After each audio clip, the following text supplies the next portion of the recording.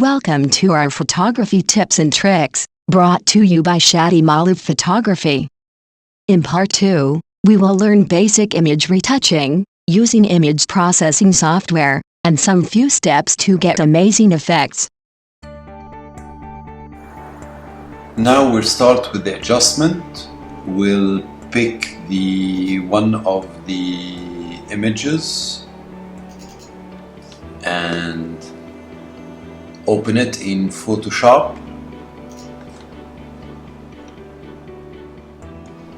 and we'll start with the steps for the adjustment needed. Basically we have 5 to 6 steps, and the first one is the cropping.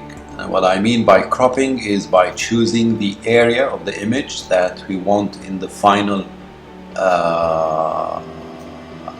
or the final image that we want to have. We can take out the parts that we don't want to include and just concentrate on the smoke shape itself.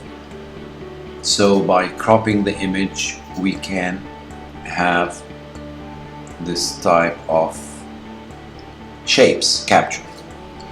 The second step is using a level adjustment and tweaking the shadows and the midtones just to increase the black, increasing the shadows like that, increasing the background black, and increasing also the midtones so more of the smoke can appear in the image. The third step, which sometimes takes a bit of time, is the cleaning. And what I mean by cleaning, using the clone tool, because when you shoot with 2 flashes in a very narrow and concentrated area, the dust in the air and the dust on the lens can appear as small dots in the pictures. And what I mean by that, like these ones. So I use the clone stamp or clone tool and clean these up. There are certain other ways to clean these things by using, let's say, lasso tool, selecting the entire black area and then using this by filling it with a pure black or with certain grades of black. The third step adjustment is adjusting the final composition or the composition of the subject in the image. In this example, we have this, when we crop the image, we have this hard line on the left side. So we don't want to have these, and yet we want to have symmetry in the frame as black frame around the smoke itself. So first we can increase the canvas size for the left, and by increasing it, let's say by 3 centimeters, and then from 25 becomes 28. So this is the new surface or part of the image that has been added. Then I go back to my clone stamp tool and increase the size of it, and then pick up an area, a black area, and start, just, if I say, killing this rough edge of the smoke so you don't have this feeling that the image has been cropped. The fifth most important step is adding color.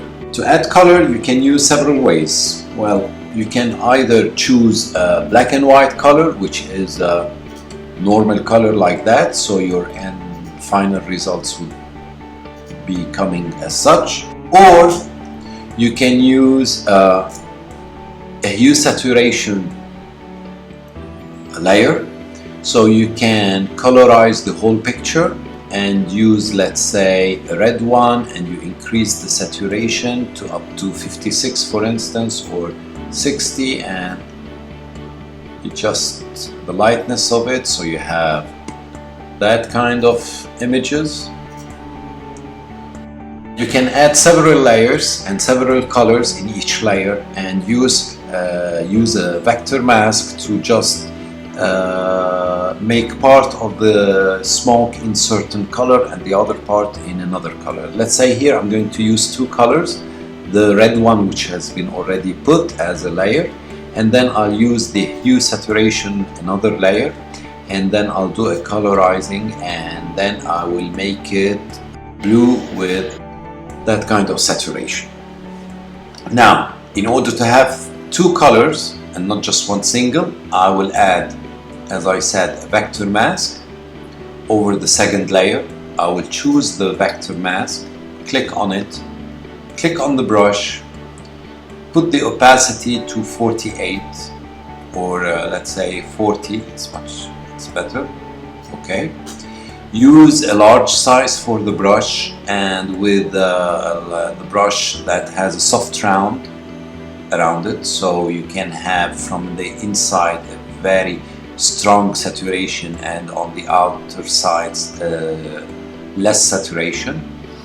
And then you start clicking on the edge or on the surface where you want them to turn back to the original color or to the previous color you have chosen. And by clicking so several times, you just increase the saturation of the previous colors and decrease the saturation of the new color, which is the blue. Now, why I'm choosing the opacity of 40%? Because sometimes mixing the color, let's say in this case the blue and the, let's say here, as we say, the red one and the blue one, that mixture turns them into purple, so you end up having a third color also by using only two layers. So in this case, let's say I'm going back to the brush tool and then continue my filling, or so I end up with a new image with a new color.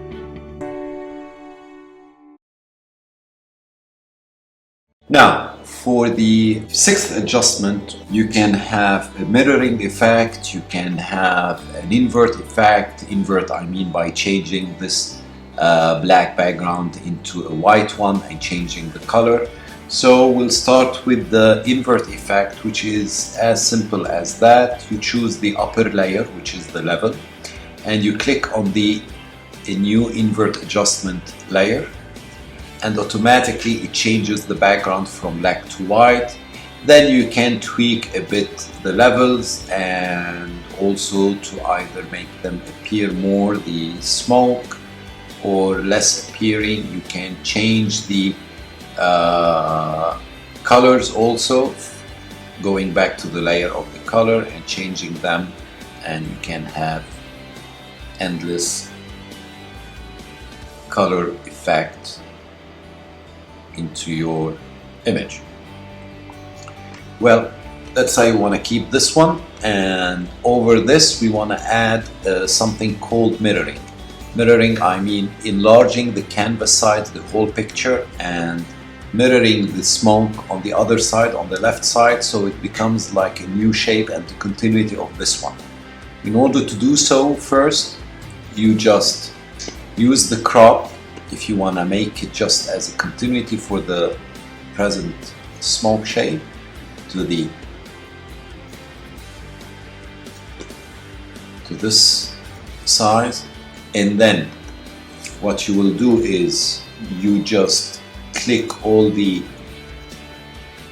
layers, you merge them, and then you just duplicate the new layer.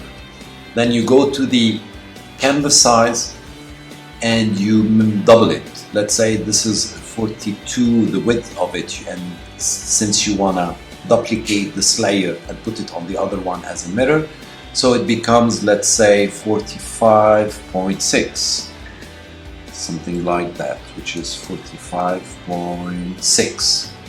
And you choose on which side, which is as an anchor on the left side. So this is the duplication, and the canvas size now becomes double the original size. Then you choose the duplicated layer and then you go to the edit, transform, and then to the flip horizontal, and you move it to the left side of it.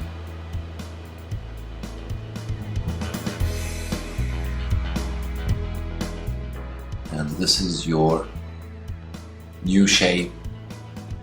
For more information on our photography tips and tricks, or if you need information regarding a specific subject, please log into our website, ChadiMaaloufphotography.com, and send us your request.